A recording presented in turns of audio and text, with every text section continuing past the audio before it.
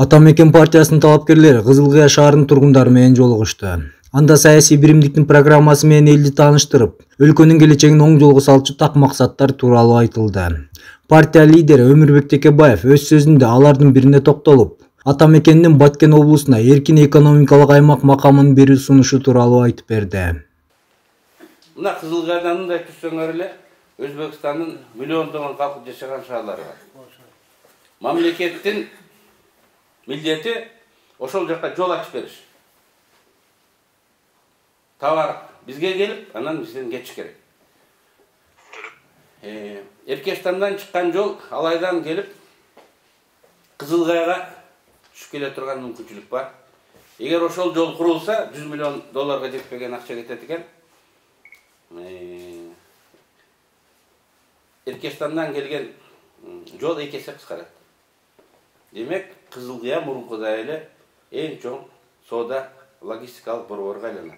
Андай бар жерде акча бар болот. Акча бар жерде эл көп болот. Эл көп болгон жерде квалификацияланган жумушчулар, жумуш орундары ачылат.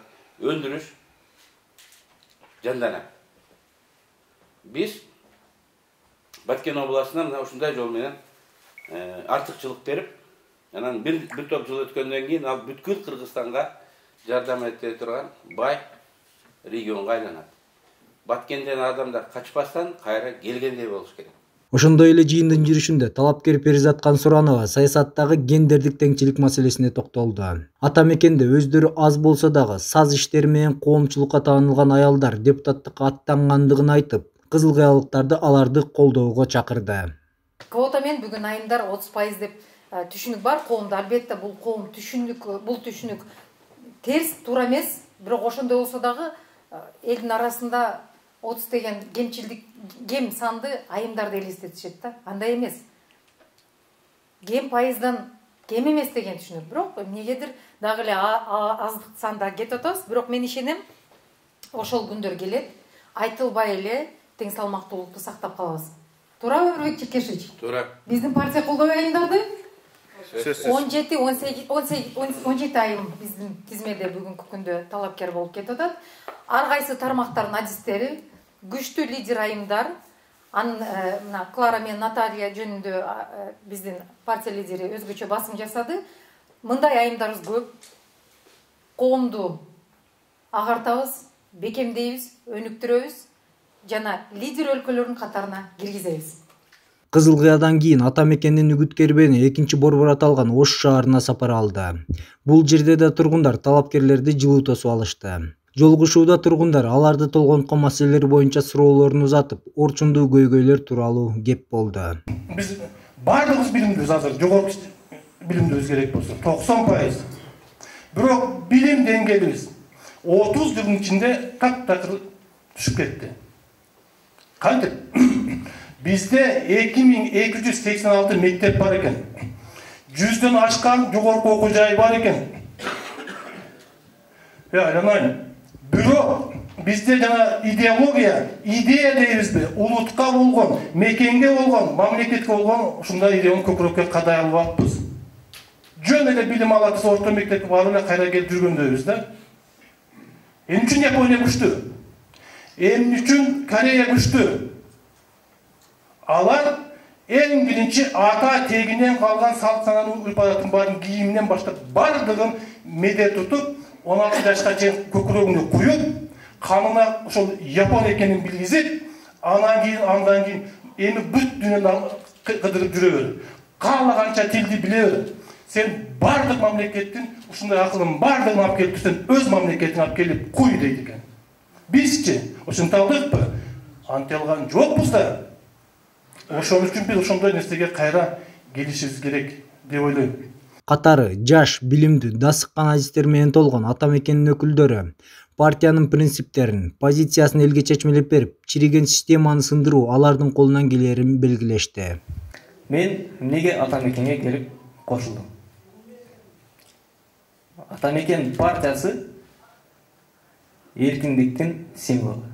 Бир гана Атамекен партиясы 30 жылдан бери Кыргыз элине чыныгы эркиндикти берип келатат. Атамекен партиясы бар үчүн бүгүн биз төш калкалап көчөдө кенен кесир басып жүрөбүз. Мен айтып берейин. Парламенттин күчү жок болуп калды, эч нерсе кыла албайт. Эдил Байсалов айтпай, жер тепкилесеңер да укпайбыз деген деп. Жүйүнү бош депутаттар, парламент күчтүү кезинде да эч нерсе кыла алган эмес. Бир Созовдун депутаттары 3 президентке жүгүнүп берди. Парламенттик республика болсун деп конституция кабыл алган депутаттар президенттик республика болсун деп жарым жылдан кийин добуш берди. Кана позиция? Бирин ушул жерде ушу депутаттарды жакшы көрөсүңөрбү? Паланча депутат азамат деп айта аласыңарбы азыр? Айта албайсыңар. Парламенттин деңгээлин ушундай деңгээлге түшүрүштү булар. Көбүнүн депутат болгусу келбей калды. Бирок биз барып калсак ал жерде депутат кандай болоорун көрсөтөбүз. Сөз кандай болоорун көрсөтөбүз. Билим кандай болоорун көрсөтөбүз. Позиция кандай болоорун көрсөтөбүз.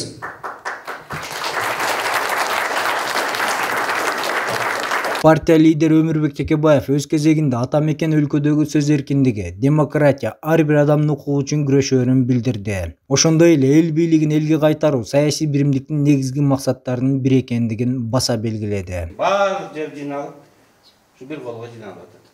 Биз сиздер билесиңер, андай схема Өзбекстанда бар, Тажикстанда бар, Түркменстанда бар, Казакстанда бар, бизде да болгон. 30 жылдын 28 жылында ошондой бийликте болгонбуз. Биздин каныбызга сиңип калган. Ага үйрөтүштүн кереги жок.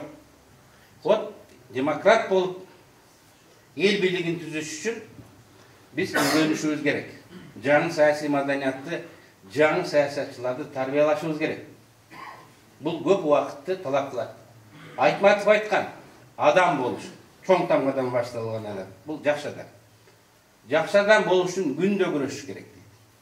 Күндө өзүң зордошуң керек дейт. Кой муну жасабайт, мен мындай болушум керек дейт. Жаман болуш бир паста ага аракеттин кереги жок дейт. Ошондо биз аракет кылып үйрөнүп келип аткан нерсенин баарын жоготуп 30 жыл мурункуга мен тагыраак 98-жылга кайра бардык. Биз муну туура эмес деп эсептейбиз. Бийликтин жүзүн элге буруш керек, элдин көзөмөлүнө, элдин кызматына коюш керек деп эсептейбиз. Экинчи борбордогу жолугушуу 2,5 саатка созулуп, тургундар ак батасын беришип, ата мекен партиясын колдошоорун билдиришти.